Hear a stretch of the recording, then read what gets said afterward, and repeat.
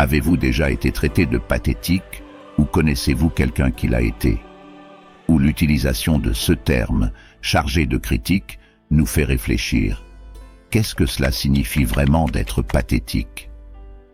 Et comment pouvons-nous éviter ces conditions? Les anciens stoïciens, avec leur sagesse, avaient leur mot à dire à ce sujet.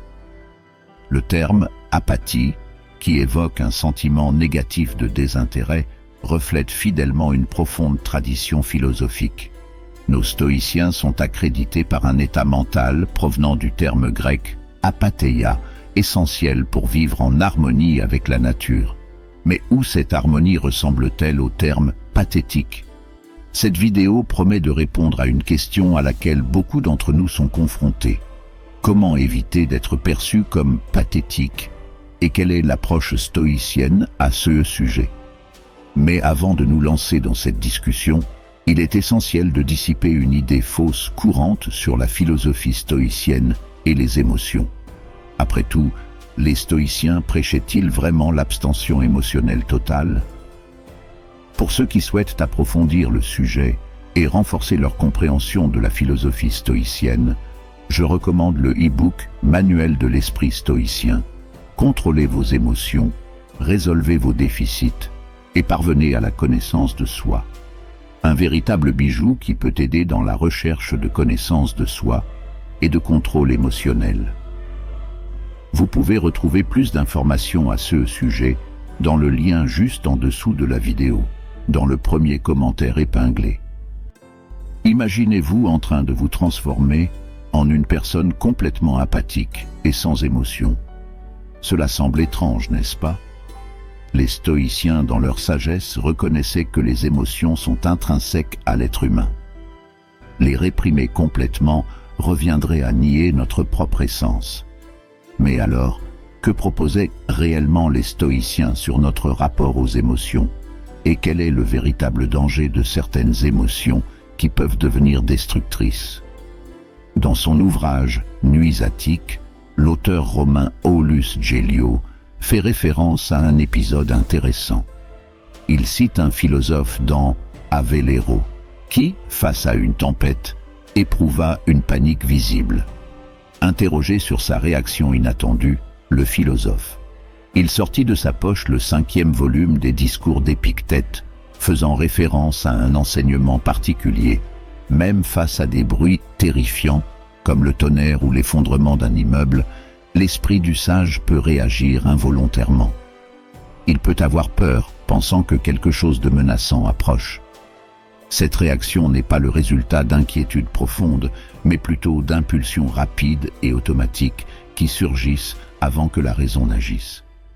Dans des situations similaires, nous reconnaissons souvent l'origine de ces fortes impressions mentales et les rejetons, car nous comprenons qu'il n'y a pas de réel danger. Il est regrettable que le 5e volume des discours d'Épictète ait été perdu. Pourtant, à travers ce fragment, Épictète nous montre la distinction entre réaction initiale et jugement rationnel. Mais comment aborder les situations qui nous perturbent profondément, comme une erreur amoureuse ou une grande peur? La clé, selon les philosophes, est d'entraîner l'esprit. Sénèque, dans son traité sur la colère, différencie les émotions des passions. Selon lui, les passions sont des impulsions auxquelles on se livre, tandis que les émotions sont des expériences plus éphémères.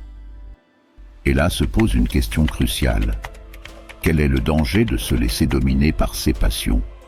Et comment les enseignements stoïciens peuvent-ils nous aider à y faire face? La réponse est peut-être plus profonde que vous ne le pensez. Les stoïciens, comme Sénèque et Épictète, nous présentent une proposition de transformation. Ils soutiennent que ce n'est pas l'événement extérieur lui-même qui nous dérange, mais plutôt le jugement que nous en portons.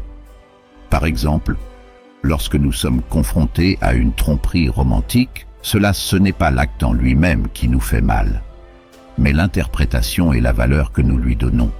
Il en va de même pour la peur. La tempête qui a fait peur aux philosophes de Ave l'héros n'était pas dangereuse en soi, mais le bruit brusque a généré une réaction de peur automatique. La clé, selon la philosophie stoïcienne, est de discerner ce qui est et ce qui n'est pas sous notre contrôle. Même si nous ne pouvons pas contrôler les événements extérieurs, les tempêtes ou les actions des autres, nous pouvons contrôler notre réaction face à eux. Et c'est là que réside le véritable pouvoir du stoïcien. La maîtrise de soi, la capacité d'affronter l'adversité avec sérénité et sérénité. Sénèque, en distinguant les passions des émotions, nous invite à une réflexion profonde. Alors que les passions sont des impulsions irrationnelles auxquelles nous nous livrons, souvent de manière destructrice, les émotions sont des réactions naturelles et fugaces qui peuvent être comprises et guidées par la raison. Lorsque nous cédons à nos passions, nous devenons esclaves de nos impulsions et de nos sentiments. En revanche, en comprenant et en contrôlant nos émotions, on gagne en liberté et en équilibre interne. Des impulsions inattendues ou des émotions initiales surgissent souvent lorsque nous sommes affectés par des circonstances extérieures. Dans des moments comme cela, nous pouvons nous laisser emporter par une pensée irrationnelle. Les stoïciens diraient qu'en attendant que le monde se conforme à nos désirs, nous nous éloignons de la raison. Accepter la réalité telle qu'elle se présente, c'est accepter la vraie nature de l'existence. Par exemple, lorsqu'une personne est trompée par un partenaire, elle peut avoir l'impression qu'une telle situation n'aurait jamais dû se produire. Cependant, lorsque nous confrontons cette émotion à la réalité, nous nous rendons compte que les trahisons sont monnaie courante dans la vie humaine. Nous sommes tous confrontés, à un moment donné, à des situations inattendues ou indésirables. Reconnaître et accepter cette réalité nous aide à éviter les sentiments de répulsion ou de colère. Bien sûr, nous ressentons de la joie lorsque nous réalisons ce que nous voulons, mais il est crucial de comprendre que de nombreuses circonstances extérieures échappent à notre contrôle.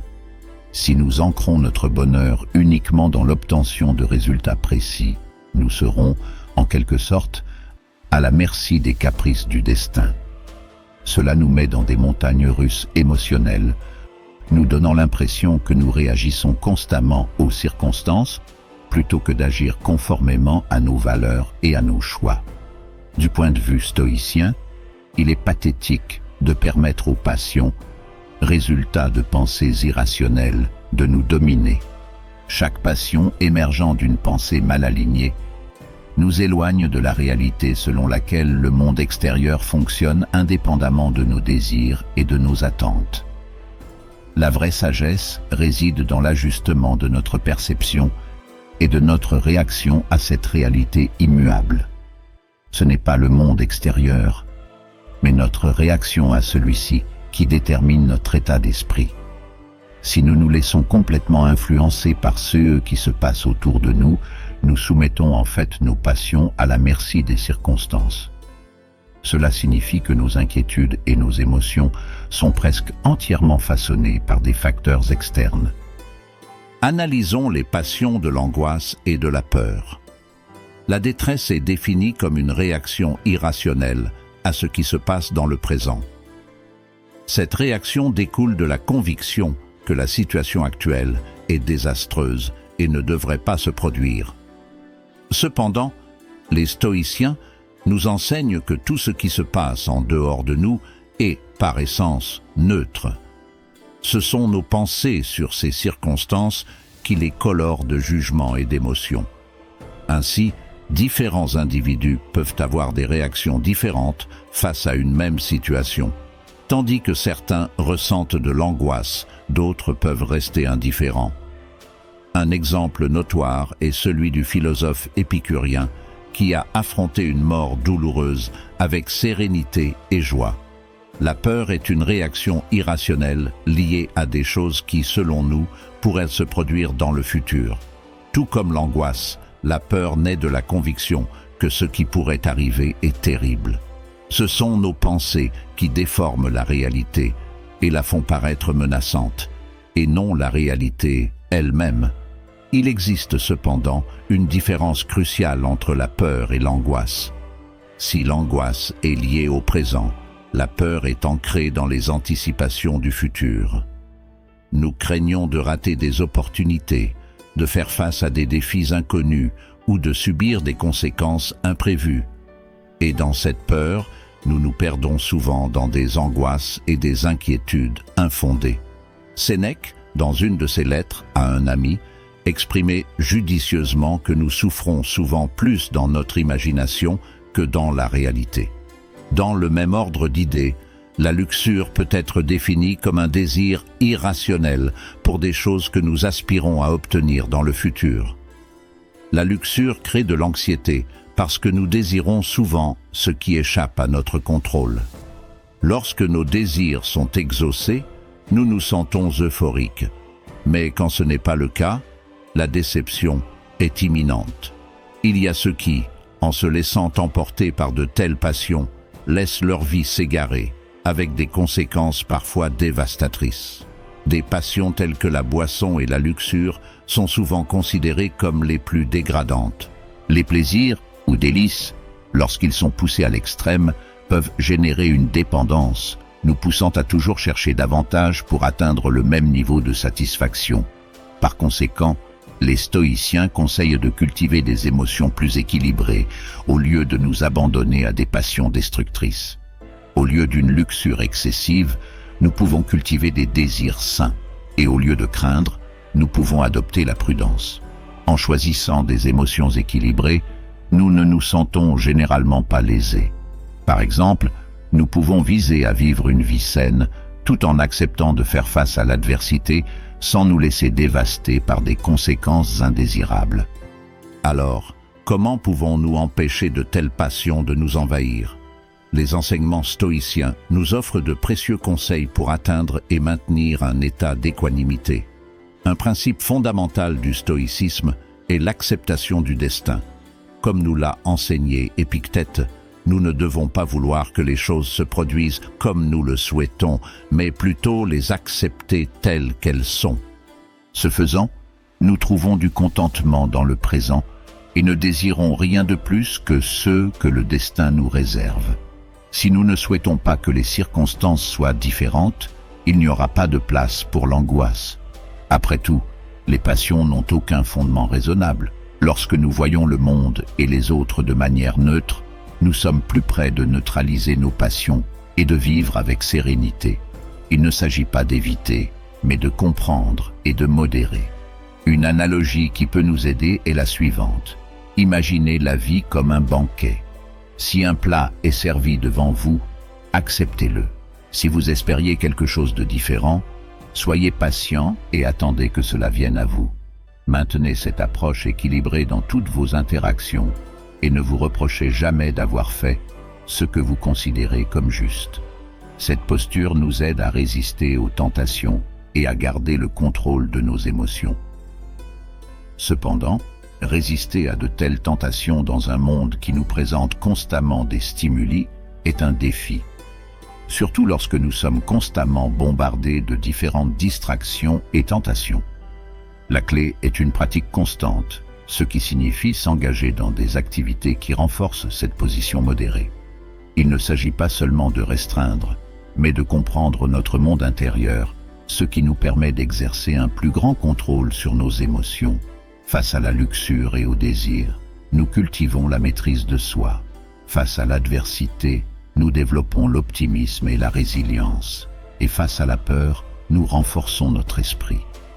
Lorsqu'il s'agit de personnes irrespectueuses et ignorantes, la réponse est la compassion. Bref, la philosophie stoïcienne nous apprend à ne pas devenir les otages des émotions, mais plutôt à les comprendre et à les modérer. La vraie paix et le contentement naissent du contrôle interne et de l'acceptation, nous permettant de vivre de manière équilibrée, quelles que soient les circonstances extérieures et les réactions pathétiques que nous pouvons parfois avoir. La maîtrise de nos émotions est la clé d'une vie pleine et authentique.